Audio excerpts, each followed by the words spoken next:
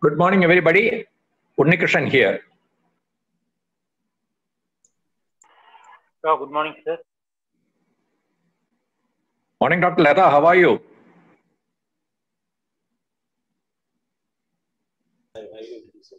Sir, shall we start?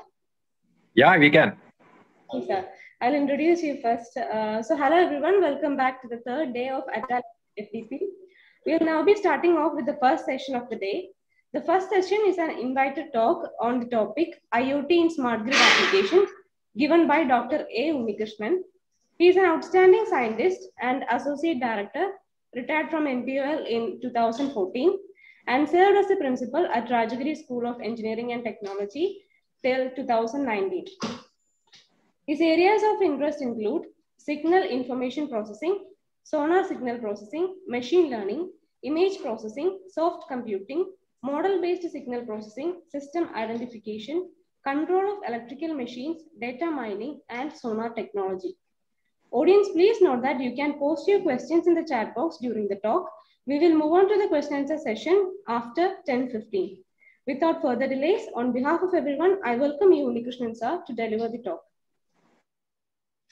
Good morning, you. Good morning to all of you.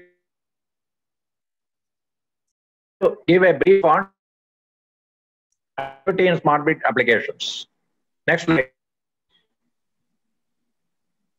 Can you put up the next slide? Yeah. Let's see what's a power grid. Power grid is an interconnection of electrical power stations rigged up to provide electrical power to consumers. There are different types of electrical power plants, like thermal, hydroelectric power plants. Now solar and wind farm are also coming into picture. They generate the power in different places, distributed all over the country. Then the generated power is transmitted on a transmission link and delivered to the customer. Customers could be domestic customer. Now the electric vehicles, the metro stations, electric railway stations, almost everybody is now trying to become electric. So customer group is very large for electrical power grids. Next one, please. What are the functions of a power grid? They are now becoming a little traditional because power grid had been here in this world for over many years. Ever since we started generating electricity, as early as the days of Tesla and others, we had been generating power in bulk and had been distributing it. So far, over the last many years, the power grid had been performing the following functions: generate the functions from different locations, transmit the power to different substations, distribute the quality power to consumers without interruption. What I mean is quality power is that there should be, when we buy power from electricity board or any other distributor, we sign something called a power purchase agreement.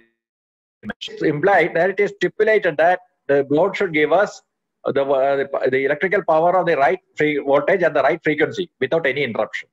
So that's the kind of understanding that we have, and so far this has been going on reasonably well. Next slide, next one, please. You can see that the power generation is distributed in different grids all over the country. If you consider India, we have a national grid. Then you have got the grid of Kerala, Tamil Nadu, UP, etc. Everybody is having their own grid, and they connect the power. They take the power from national grids, sell it back to the national power grids, so that this can be distributed to others also. Also taking place along with this is an economic component also. So the smart grid, as I had shown over here, what is shown in the red towards the bottom is the traditional one. The consumer and however, recently, because of the increase of the communication technology, of course, supplemented by computers and internet and all that, the operations and the operation of a power system and the quality of providing service, etc., have also been extended. And the people are able to, the market also drives the operation of the smart power grid now. So the grid becomes smart because instead of having only simply generating and transmitting the power and distributing to somebody, there's a way of effectively controlling it, economically operating it, and providing the right quality of power to the user, to the consumer. So also, as a whole, the grid is becoming more and more effectively and economically a sort of a viable system, thanks to the introduction of the communication facilities. Next one, please. So IoT, as is defined over here, of course, this definition has been going over here over the last few days, is a concept in which uniquely addressable physical objects are connected to internet to identify themselves to other devices based on the TCP/IP stack. This is a formal definition. I just picked somebody, and it's available. More details are available on that link indicated. I'm sure most of you must be aware of this. This has been floating around over the last week.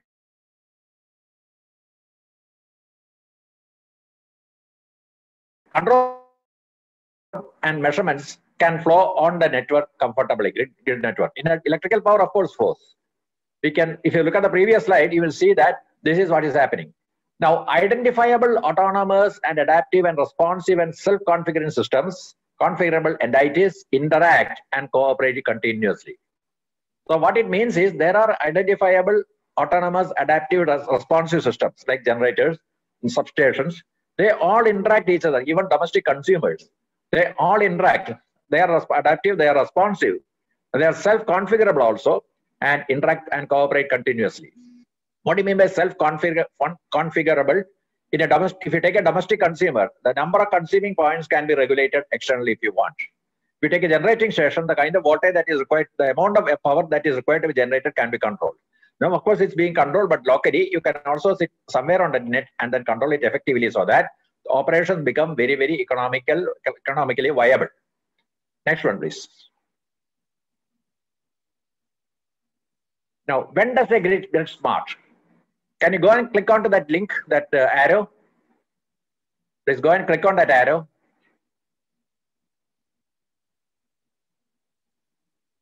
Otherwise, just next slide, please. Next slide. Okay. That, of course, this is the summary of what I had shown on one of the previous slides. Generate power from different stations. Of course, we have already seen this. Transmit power to different substations, distribute quality power without interruption as per the power purchase agreement. This is what has been traditionally there. Next slide, please. No, the one before that, just page up. The sensing the demand for power, schedule the generating stations and transmitting substations to deliver required amount of power without delay and interruption. That is the mantra of the grid getting smart. That means instead of simply generating the power and say whomsoever you want, you take it, you generate it according to the demand and schedule the generating stations or substations in such a way that the generation is economical and delivery is correct as per the requirements. Again, moreover, anticipate and avert any possible mishaps in the generating and generation and distribution. Nowadays, you see that whenever there is a mishap happening, there is a failure. Of course, it's not a complete failure.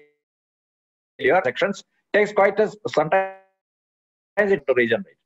You would have seen about disruption that took place in North India about a couple of years back, something which recently happened in Pakistan over the last few days back. All these were led to practically the failure of the entire grid. Now, the idea is to see that if the grid is smart, you can anticipate these things would not have happened all on a sudden, because if there's a small disturbance, then the system can always recover. But if there's a problem that is likely to develop to a major failure, you can anticipate and avert any possible mishaps in the generation and distribution so that the grid never comes to a standstill. That's the purpose of the grid being smart. Next one, please. Just to summarize the smart grid versus conventional grid, this is only a sort of a textbook material. Whatever that has given on the right side essentially shows what is more available in a smart grid. Electrical machines are interconnected digitally. There's a two-way communication possible. Distributed power generation, widespread large-scale earth sensing, automated monitoring, automated recovery, adaptive and islanded operations, and more user options. We have seen all these things in the last few slides. I just summarized all those things for your consumption. Next one, please.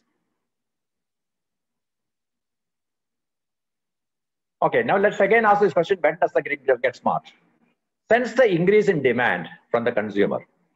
Consumers could place an increase in the demand because of very many reasons. For example, depending upon how many metro trains are running, the metro station could come up with an increase in demand.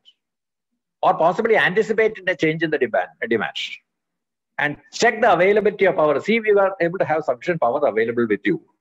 Schedule more if necessary. Otherwise, keep whatever that is currently running. Deliver the power to the required spot without delay and interruption. That's what that is expected of a smart grid. I've just started a small piece of poem, of course, both in Sanskrit as well as in Malayalam. Chindaniyahi vibadam adayeva pratik.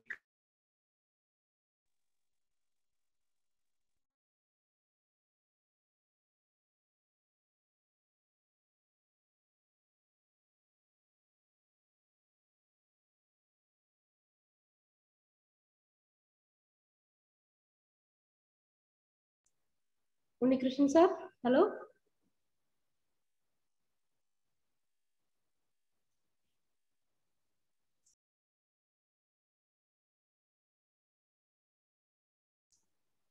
Sir, your voice is not clear. You are not audible right now.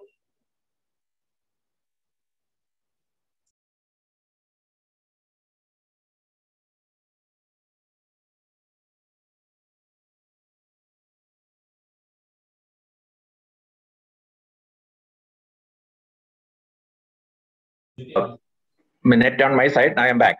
I hope I'm audible. Yes, sir, you're audible now. Okay, fine. Next one, please. Next one. So the idea is monitor the grid continuously. The state of the grid. Now, what do you mean by the states? States are actually voltage phasors at different buses. That is, we in electrical engineering we call it V angle. V shows the absolute value of the voltage and phi the phase angle. And this is a regular thing that is required to be monitored for the grids. Change and look for the change in demand, and also monitor the line frequency. Now, what happens is they cannot monitor all the things all the time, because right now there are phase meters available. Of course, they are connected also. There was a mention about what SCADA is the other day. Somebody had raised a question, and there was a answer from one of the presenters. The SCADA is more of an industry standard, but IoT definitely gives you more than the SCADA. So PMUs are available. They are sensing the various quantities like frequency and all that, and they are being currently communicated also. But from what is sensed, it is necessary to estimate the remaining states also. Not all of them can be sensed all the time because of the practical difficulties. So if you can sense all of them, it is excellent, but may not be viable and feasible. So you take whatever measurements that are possible. You have got stable mathematical models of the operation of the power system, basically based on their electrical equations, and then estimate the further states. That's how the grid is continuously required to be monitored. Next one, please. That means essentially you are going in for something called the situation awareness. This is a new term which they just crept into electrical power distribution now. The electrical engineers are very happy to use the system. Situation awareness, that the complete pulse of the system is gauged, and you know what exactly is going to happen is happening at different places on a large distributed grid like the national grid of India or the state grid of Kerala. Next one. No, there was something jumped, I think. Previous one. Yeah. This shows a multi-area power grid. Well, this model shown on a mathematical, modeling simulation as a simulation model. There are two systems, one on the top side and others on the bottom side. There are two generating stations connected to a common bus, and there's a tie line between the two, essentially to share the power. It's a simple system, and the size of the state vector is very small, something like 8 or so. Consider next one, please. Go to the next one. This is a larger system, possibly somewhere Nordic system, southern Sweden also. We can see that there are 52 buses, 52 lines, 28 transformers and 20 generators also, very large system. Of the 12 of them are hydroelectric. The tie line essentially links the power between two areas. Power sharing between two areas is practically done through these tie lines. This is what is currently happening. Next one, please.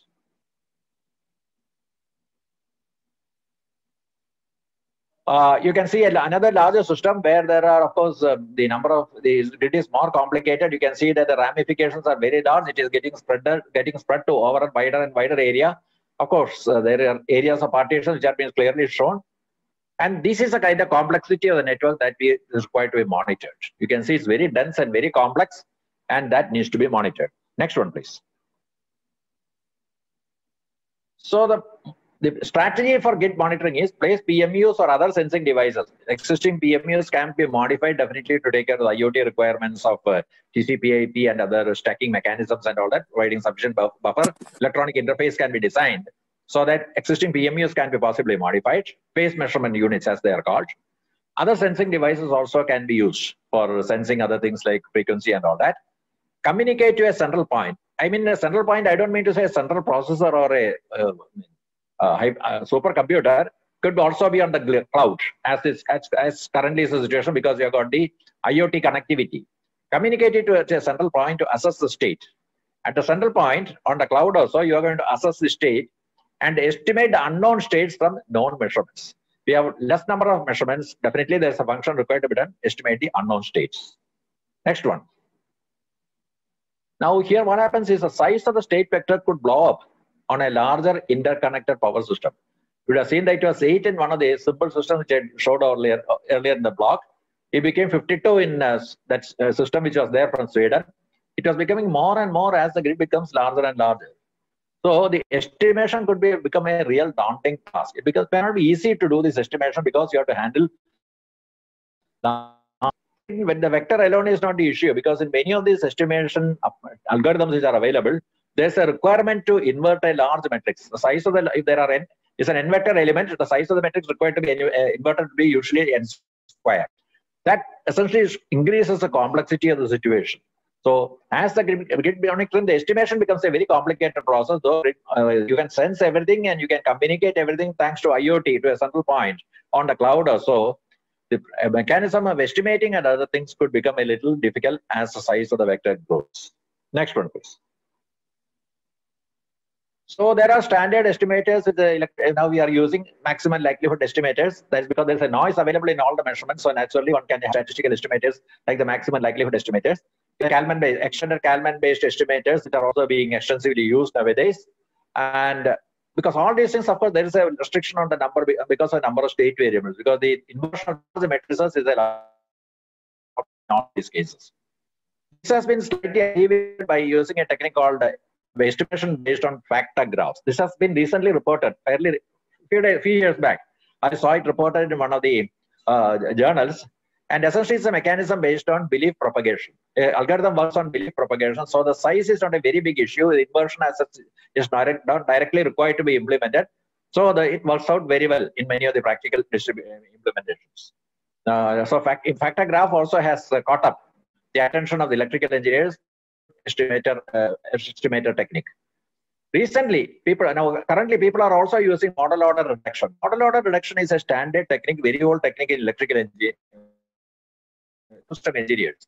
Essentially, what it says is, if you have system and the size of the state variable is n, try to reduce it to a number which is less, using much. So you can have a number of states which are being handled by chopping off the unwanted. You try to reduce it in such a way that the performance is not seriously affected. You are not losing the details.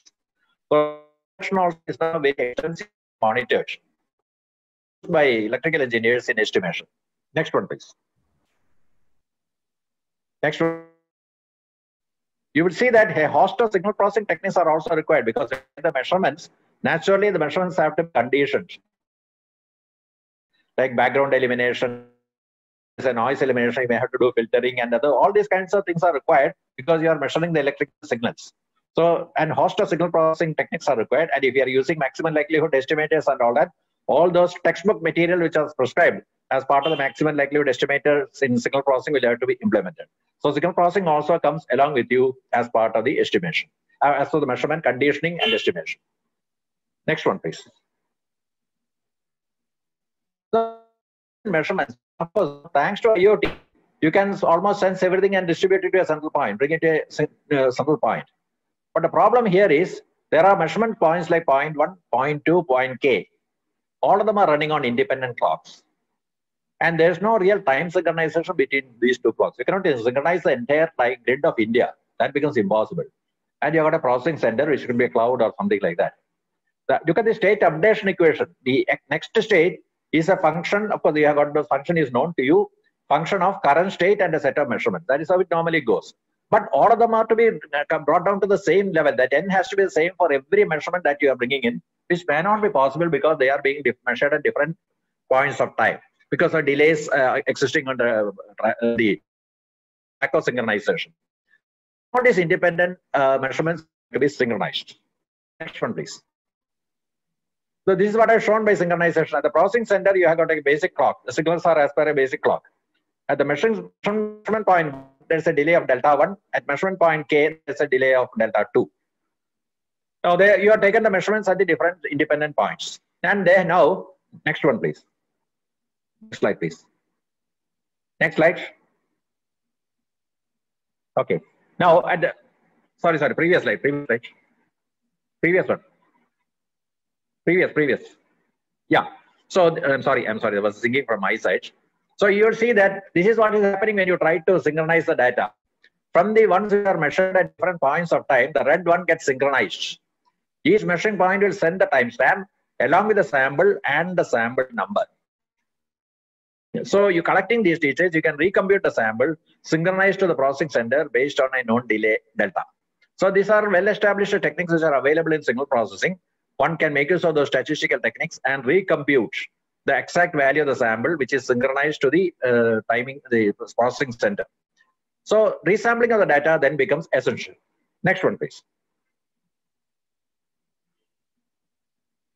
So real-time synchronization, this is essentially what we mean by real-time synchronization, that you have to compute a reference time. Rho is the average clock rate, delta t is the average delay. So rho into t plus delta t, averaged over all the measurement points.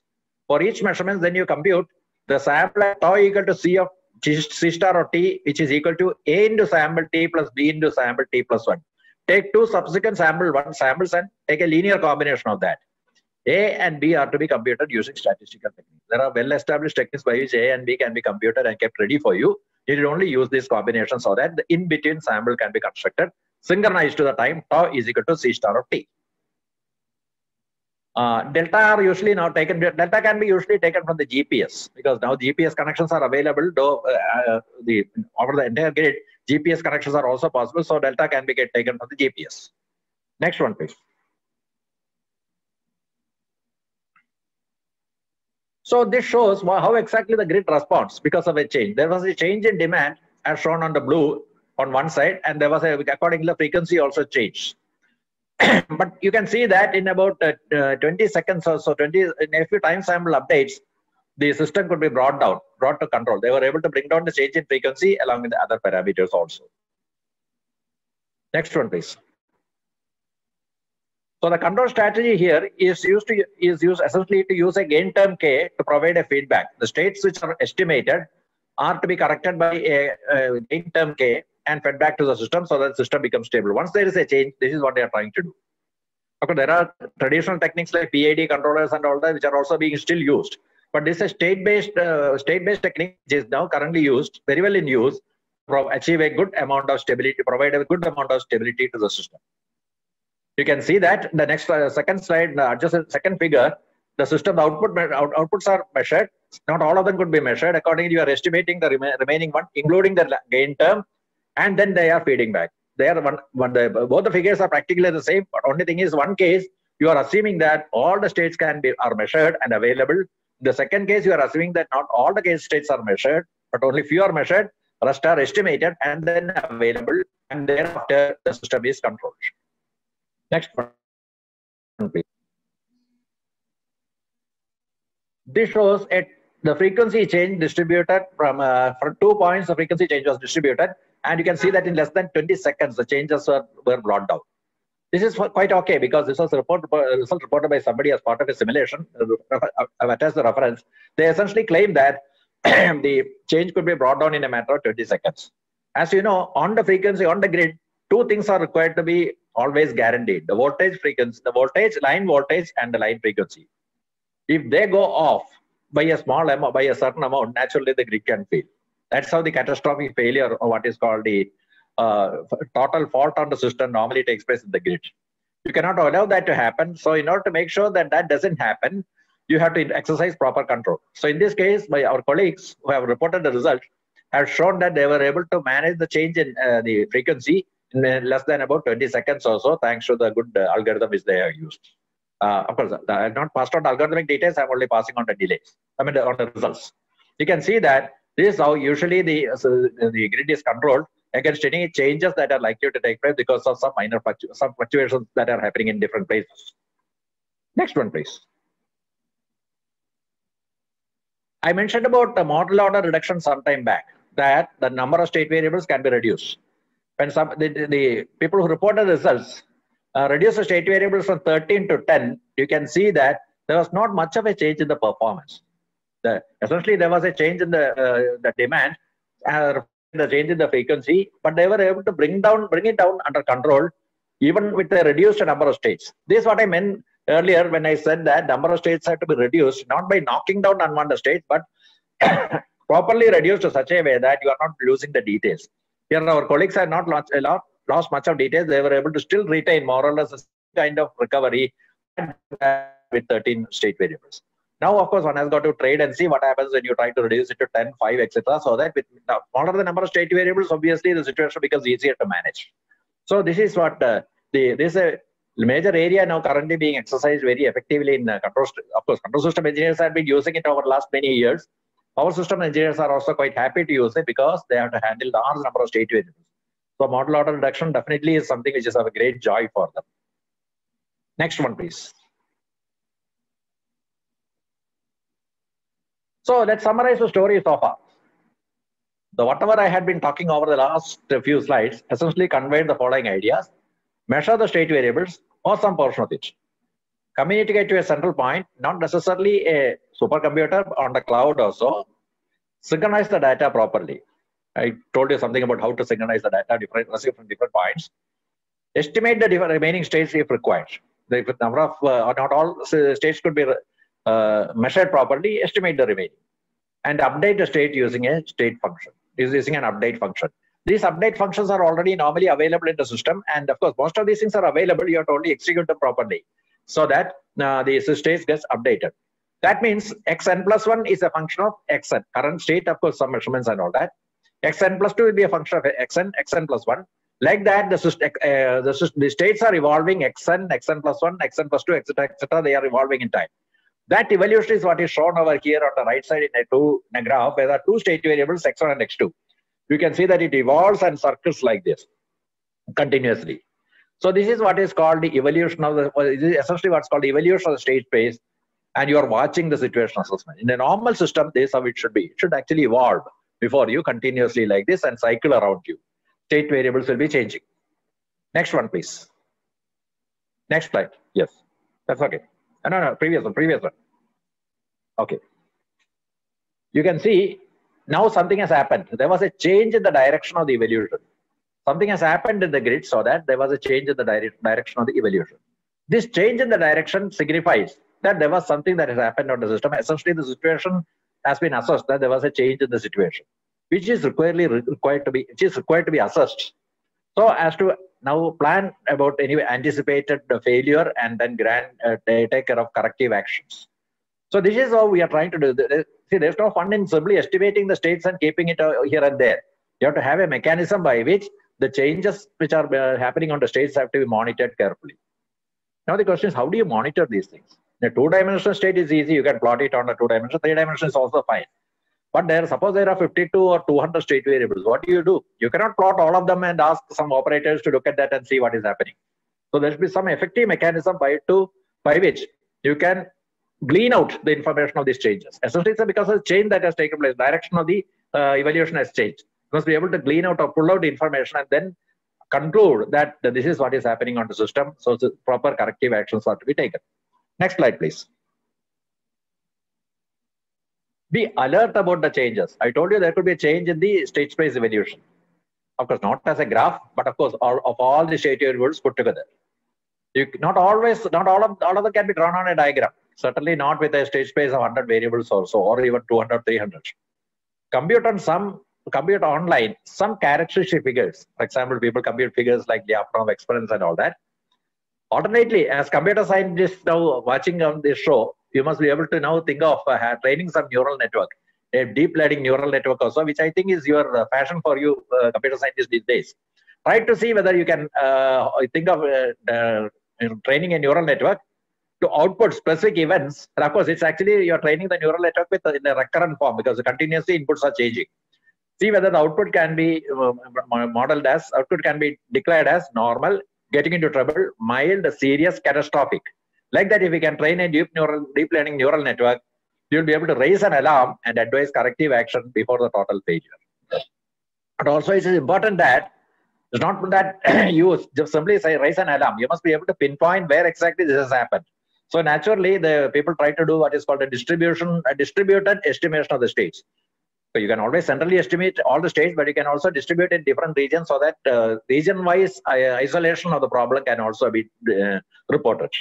Whatever be the mechanism, once you have estimated the states, you must be able to find out what exactly the states are telling you. What is the kind of information that is available? Pull out the information of the state evolution, and then see what is happening on the system, whether it is normal, getting into trouble, mild, serious, or heading towards a catastrophic failure. What is blackout, total blackout? Raise an alarm and advise corrective action before the grid totally fails. That is where it becomes smart. There's no point in simply yelling out that everything is going to fail.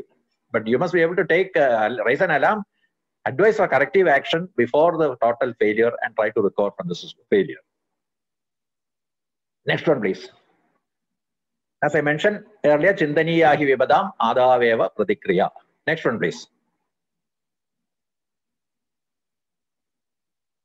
So what are the corrective actions possible? You can isolate the regions. Suppose there's a failure in one portion, you can isolate.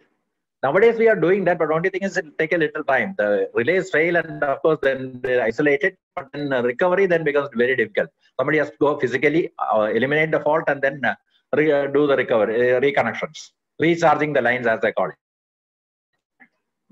When you have the automatic action, you can always isolate the region, reroute the power from other substations so that only the specific points alone are affected and kept out.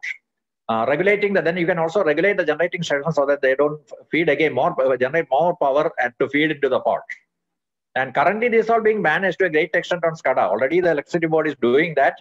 SCADA, the supervisory control and data acquisition system, is already in place at the KSEB.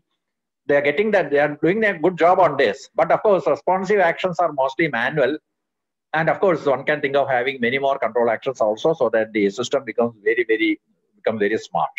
The final outcome is timely response and avoid catastrophic failures. Take corrective actions well in time so that the system continuously run. Because now you remember, electricity is something which you cannot think of avoiding it any time. Any time in life, any second you require it. It's a 24/7 availability that is demanded on electricity. Unlike in the previous days where we were able to manage the power outages for days together. Nowadays, nobody will agree for that.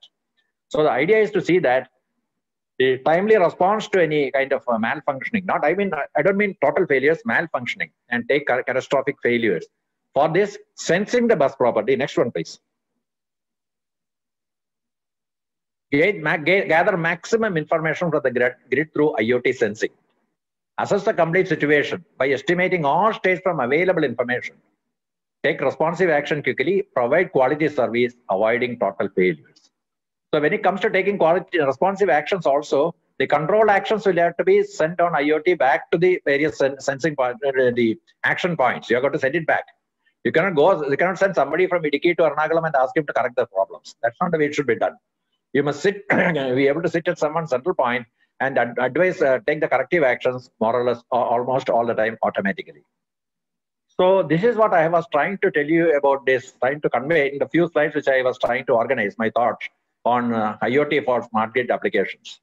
So I had been, as you know, I'm not currently very active on the research on this area. So many of these examples is the issues which I have taken out of published literature, whatever I could gather from discussion from my colleagues, and I have tried to present it before you. There's a host of available in this area, especially in the area of also the state estimation and data synchronization and all that. Quite a bit of work can be done. And I think it throws open a great challenge to computer scientists who can now join the electrical engineers to provide a really smart grid. Next one, please. This shows a list of references. I invite your attention to the last one. Recently, IEEE has added a transactions of smart grid. So you could just have a look at that. You will get wonderful amount of literature available for anybody to pursue a very serious research in smart grid technologies, in the implementation of smart grid technologies. Of course, all the government, the power grids, the power administrators are now looking for new techniques and algorithms to be implemented for the power grid management. Grids are definitely becoming smart. thanks to the different kinds of the different ways in which power is generated. It's not alone hydroelectric or thermal. When you inject power from the stations like okay, there's a point that just come. I'll just have a look at that. When you inject power from solar power plants and other things also, these stations do not remain on power for a long time because there is a timeliness in which they generate the power, thereafter they vanish. So this aspect will have to be accommodated. Though of course they generate a lot of power, possibly during daytime, but in the night they are all silent, especially the solar power. Wind farm also, as you know, it's a function of the wind that is available. But then if you can harness all this power together very effectively, I think then you have wonderful, we can do wonders. Can I have the question once again? I saw a question earlier. Can I just flash that question once again? Sorry, I couldn't look at that. Sir, I will read it out to you. Just 1 second.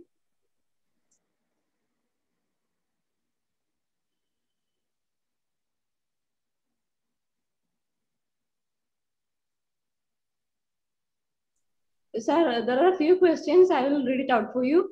Yeah. And the first one is, which industry sector uses IoT technologies to deploy smart grids? Now the grids in Europe, I am told, are using IoT technology extensively to implement a smart grid. In India, we are in the process only. We are not started fully because, as you know, the other integration of other devices like solar power plants are only catching up. Grid has not become fully smart. So it is definitely widespread in Europe. And as you know, in Europe, it's not the question of generating power for yourself alone. You have to generate it for other countries also, not for one country. You generate power for other countries also. So the problem is very complicated there. So they are using it already. Because if you look at that IEEE transactions of smart grid, you will know the state of art. What exactly is happening on the utilization of smart grids. Next question. So next question is, state estimation and reduction have been a part of grid management for long, and PMUs are also used in all modern grids. How is IoT actually playing a part? Okay, now that's the interesting part of it, because the data that is gathered on PMU right now may be mostly floating on SCADA also. In IoT, you can collect the data and then send it to even remote points like a cloud station. The assessment can be done in a different place, like on a cloud or somewhere like that. You don't have to have a central computing point. And you get wider connectivity also, because earlier there was restriction because of the PMUs. Number of PMUs could be deployed, and communication from the PMU was also restricted. Now IoT, there is no restriction on the number, the communication, the sort of the spread of the net, the monitoring point is very high. For almost everywhere on the grid, like as in India, on the national grid, you can monitor, put it on the internet, and then bring it to the cloud or a central computing point and assess the situation. So definitely we had been, as I told you, all these things had been existing. Electrical engineering and power distribution is a very old technology. Bird had been looking at it over many years. And they have definitely done sufficient amount of improvisations also. But IoT has definitely helped them to gather wide so that the corrective actions can be taken well in time by a proper situation assessment. Next question. Next question is from Vinod V. Nair. Another point that needs clarification is on the control action examples shown. These are centralized control, or are they localized control? This is, see, not all the action control can be centralized, as you would have seen. For example, sitting in Cochin, you cannot control the problems in UP or so. Naturally, the messages you have got to sense and estimate possibly in some locations, and then effect the control finally over there. But then sometimes because of tie line, there could be problems across the grid also. See, suppose a failure happens in Europe, in UP, it may be getting reflected to other places like Bihar, also adjoining district like Bihar also. So that's why you require the central monitoring. But however, locally the actions are required to be done only locally, because very often as I told you, this is going to operate on a cloud. So naturally you are going to watch the thing sitting on a cloud at different places. So you can share the decisions taken without much of a problem, and then control. Control has to be definitely local, because otherwise you will not be able to implement it. The next one, please. The next question is from Reena Chauhan. Is this technology used in India? No, not. I don't know. I do not know really, because some of the power system active, those who are active on the power system engineering will have to answer that question. I don't think it has become fully operational. We are in the process of implementing it. It will take some more time, because as I told you, the integration of the other generating stations like solar power, etc., are catching up. So it may take. SCADA is still very strongly going on in India. But and as you know, many of the corrective actions are even now manual. After the failure, they isolate the region and somebody has to physically go and correct. And reconnection, etc., rerouting, etc., is not very effective, automatically done nowadays. So it will definitely take some more time before it becomes stable, fully operational in India. But however, in sections of Europe, I am told that it is effectively being used. You can possibly refer to that IEEE transactions of smart grid. I think there may be some very good reviews that are coming up for there. Or about 5 years back or so, there was a IEEE magazine on intelligent computing, also computational intelligence. Then there was a very interesting, the whole section was resorted to grid management. I don't remember the year. I was trying to look out that, but I could not get it. About 5 or 6 years back, I saw this IEEE transactions on communication intelligence. No, IEEE single magazine on computational intelligence. Then there was a very good paper, very good series of papers that talk about the current technology and all that. So possibly you could look at that. Next one, please. Okay, so that's all the questions in the chat box. From the audience, is there any more questions that you want to ask?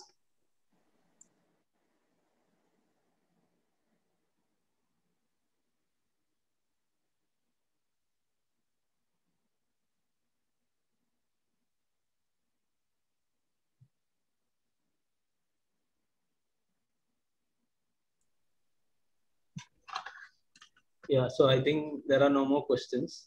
So I think, sir, shall we move to wind up the session? Yeah, my suggestion to you is that over a period of time, you could think of having another talk from somebody who is a practicing electrical engineer in one of the power grid systems like Power Grid Corporation of India or so, and look for their plans, because they may be definitely having more of this information available at their fingertips as to what's happening, what is happening in India and what is going to happen in India.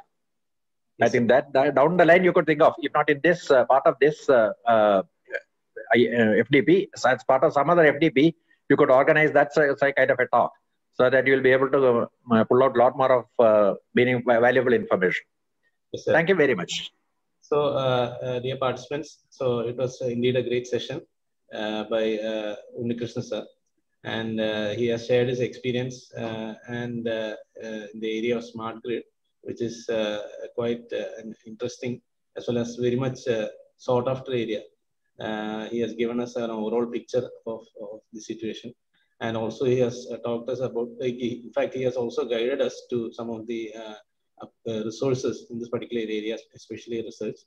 So as on behalf of the organizers, as well as all the participants, I thank you, sir, for your wonderful presentation. So thank you very much. Thanks a lot. So good. Wishing you all the best. Thank you, sir. Thank you very much. I remain. Thank you.